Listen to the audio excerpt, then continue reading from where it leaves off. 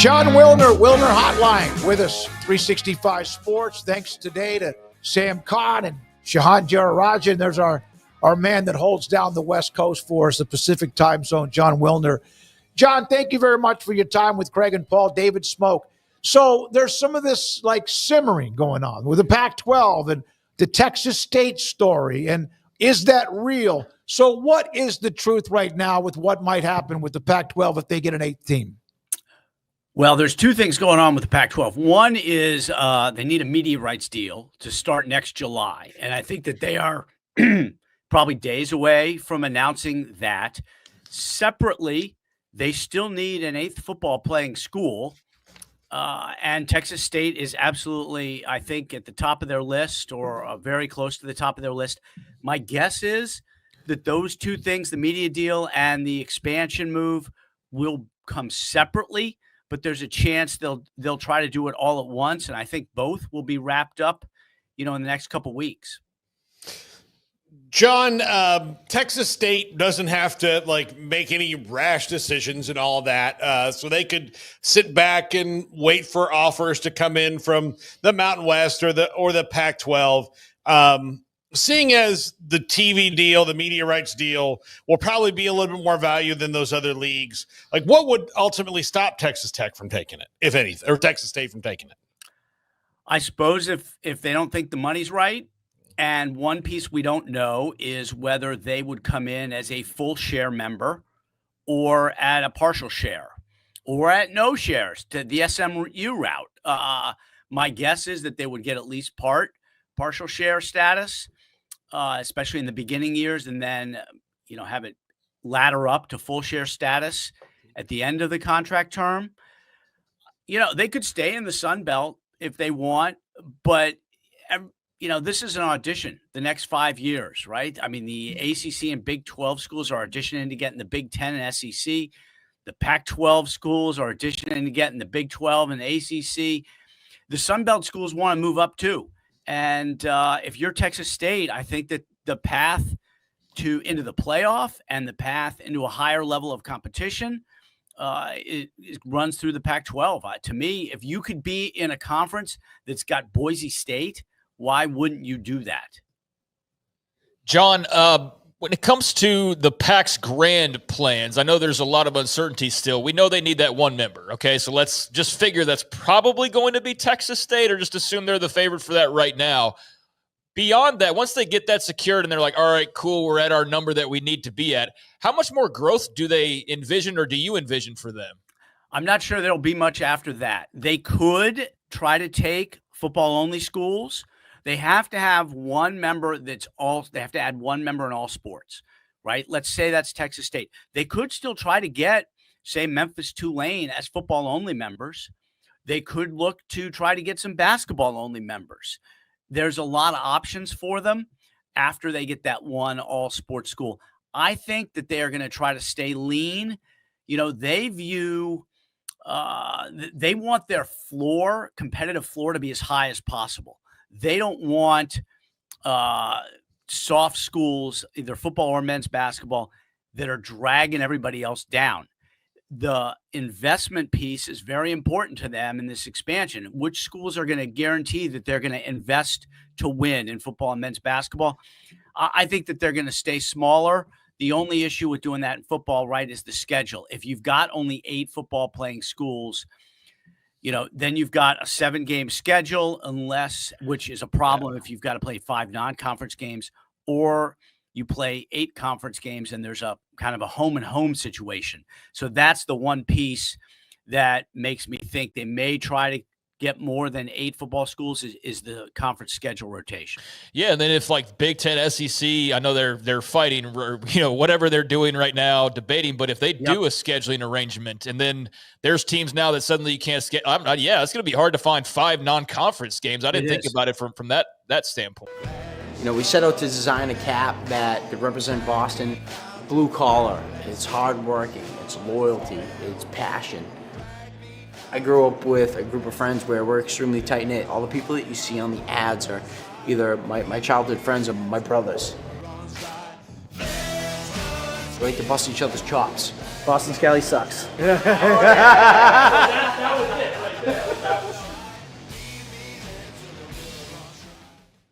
It is. And that's a good point, not just for the new Pac-12, but for the Big 12 and the ACC and everybody, right? There is a trickle-down effect with the SEC and Big Ten. As they debate how to deal with the CFP, it's interrelated with the SEC going to 9 conference games, playing a crossover series, the play-in games on championship weekend, right? If there's a crossover series, you do have to wonder how many games are SEC and Big Ten schools going to be willing to play, even against the Big 12 and ACC, right? Baylor's got they have a home and home with Oregon coming up, right? Is that It starts in 2 years, I think. Yep. So is Oregon going to want to keep that series with Baylor if they know they're playing Georgia or they're playing Auburn as part of their 3 non-conference games? So there is a risk all the way down the food chain based on which direction the SEC and Big Ten go with their series. John, I'm afraid to bring it up, but how much, if this TV deal is just days away, can they expect? Is that in that? I saw part of, I think his article, you said anywhere between like 8 and 11 million a year. What's that going to be? Somewhere in there. I mean, it's not going to be much. It's going to be somewhere around a third of the Big 12 deal. You know, if they can get 10 million per school, I think they'd be very happy. They may end up in the 8-9 range. And it also depends on the share status, right? If Texas State comes in at a half share, that's a little bit more for everybody else. I think they're also going to implement some kind of performance-based revenue model like the ACC's doing. So the top schools in a given year could earn maybe 10, 11 million in conference revenue, but it's on the margins compared to the Power Four. The biggest thing for them in this deal is going to be exposure. They have got to have a package of games on broadcast television so that their product can be seen coast to coast, right? I mean, the CW is most likely going to be that network. They got to have 14, 15, 16 games on the CW every season so that they can be seen. It's much worse to be irrelevant than it is to be poor in their situation. Do you think that they will? I mean, obviously, everybody's got to play in whatever windows the TV thing, but do you see a lot of Thursdays, maybe not going to Maction, but like, do you see a lot of that maybe in this TV deal? I would not be surprised if there's some Thursdays, certainly Fridays. I think that there's a great window, after the Big 10/Big 12 game on Fox on Fridays, which I think is starting at 8:00 Eastern, maybe 9:00. There's a doubleheader window potentially there for the Pac-12. We'll see if they go, maybe try to sneak a few games in on Sundays. I'm a big proponent of somebody playing on Sundays in college football. There's a few windows here or there that they could do to try to, get a little bit more money out of the networks, because the networks will pay for that flexibility and they'll pay for having content in windows that don't have a lot of competition. So we'll see some weeknight games, I would think, for sure. So I kind of know the deal with UNLV. I know there's some financial things. They pledged to stay where they are. They also don't have state in their name, so they technically can't be a part of the new Pac-12. I'm just joking, obviously. But people talk them up because of Vegas, as you well know, and just everything blowing up out there in a positive sports way.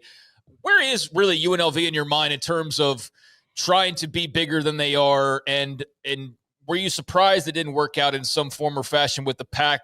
Just kind of, where do you see their future? And is it the way that people portray it as being as potentially great if all things are operating in all cylinders? They had a chance to get in the Pac-12 in the fall and they turned them down. I am not as big on UNLV as a member of the new Pac-12 as others. I think, what you want is Vegas. You don't want UNLV necessarily. And do you make the move because of the area more than your desire to have the school? There's potential there, right? They have had 2 very good seasons. Now we'll see how they do under Dan Mullen, right? But they've got financial problems. They think like their goal is to get in the Big 12 in 2030, 2031, something like that. And they seem to think that staying in the Mountain West is a better pathway to get into the Big 12 eventually. I don't think that's right. I think you want to be playing at the highest level you can the next five years to try to get into the Power Four. And I think the Pac-12 playing with Boise State is a better pathway for UNLV. So we'll see what happens. We don't know for sure that they're in the Mountain West. There's still this mediation and these lawsuits going on that could have an impact. But for now, it appears that they'll stay in the Mountain West. Is there anybody else in the California area that's near a good TV market? For example, I think it was a day or two ago, somebody brought up a San Jose State or someone. Are any of those schools? Sacramento State, baby. Sacramento. Are they even on the radar right now? No, they are not. Okay. San Jose State does not bring the Bay Area market. That's been clear for many years. And Sacramento State, nobody, the Pac-12, I know for sure, has not had much interest in Sac State. I don't recall ever seeing the school lobby for itself as much as Sac State is, and that certainly didn't have much of a positive impact on their waiver attempts to get into the FBS. So now they're probably going to play an FCS as an independent. But the Mountain West and the Pac-12 have not really been interested in adding them. That it's a big TV market. The degree to which they would bring that whole market, I don't know. But there's a lot of players in that region. But I think the Mountain West and the Pac-12 feel like they're already there geographically in that region for recruiting purposes. Fresno State has the Central Valley of California locked up much more than Sacramento State does. I got to ask this because California and Stanford, of course, they found the landing zone in the ACC, and they are making good money. I don't know what the budgets are. They both have huge endowments and all that. Let's just say college football's landscape changes again, and somehow the Pac-12 fits, and it gets in that little niche.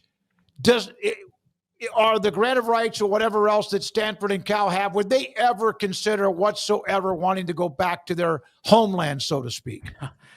Well, I think that there's a couple ways you could look at that. One is, would they go back to a Western-based conference for their Olympic sports? And I think the answer to that is absolutely. Sure, This thing does not work at all for soccer and swimming and golf, right? I think everybody sees that. If you're talking about football, I think the only way they come back, the key to the whole thing is UCLA. If UCLA comes back, Cal will come back, Stanford will come back. I don't know that the Bruins would.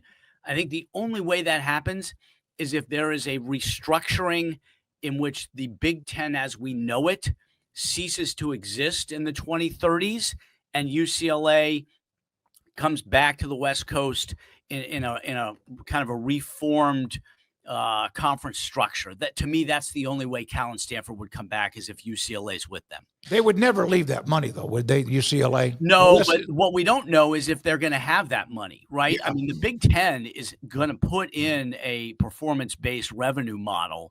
And if you're in the bottom half of the Big Ten, you're not going to get nearly as much as the top half. If there's a super league, is UCLA in that super league?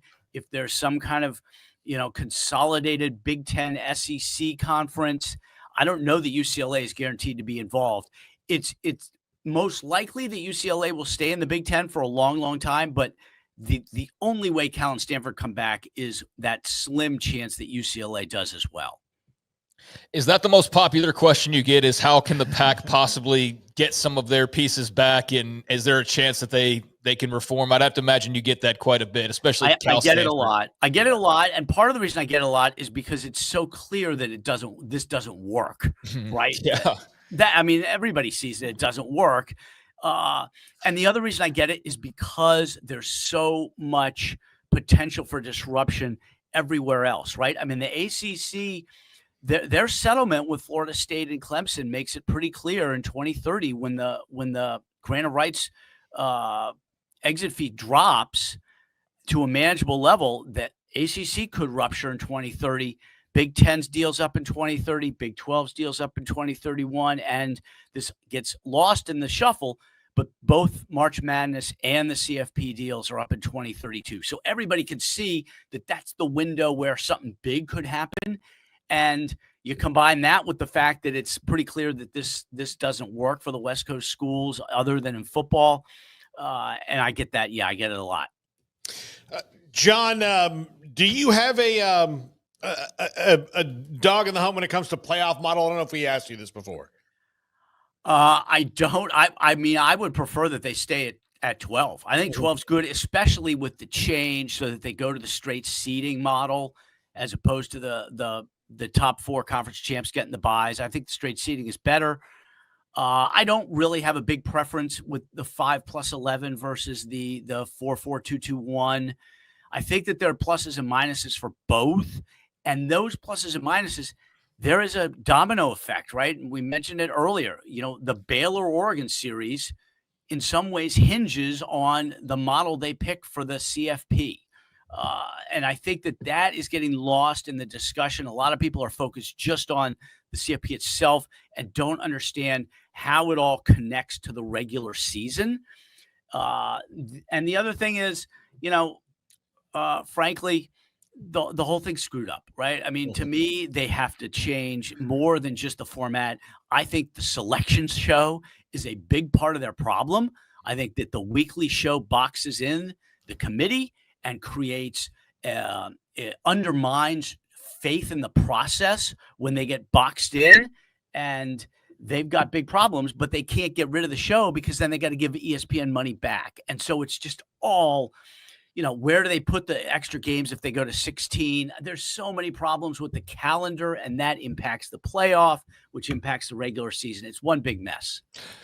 Last thing for me, how big was the eruption of applause in Berkeley with Cal finally being able to move on, so to speak, from their athletic director? Pretty big. I mean, he was zombie AD the moment they hired Ron Rivera to take over as general manager of the football program. There's a lot of parallels to Stanford. Once Andrew Luck came in to be GM, Stanford's AD, Bernard Muir, was a zombie. He left 2 months later. Cal brings in Rivera. Their AD leaves like 3 months later. Very similar situations on each side of the bay. Cal's, and neither of those ADs was popular. Cal's certainly, Jim Knowlton was very unpopular with the football folks. So everybody's very happy that he's gone. Jon, great segment. Hope to have more of them with you down the road. Appreciate your time. Thanks for having me, guys. Jon Wilner, the Wilner Hotline, with us as we check in on what's happening. We've had some stories about that in the last couple of weeks where there's more than simmering with Texas State, the Pac-12, the Mountain West, what's going on with Sacramento State, et cetera.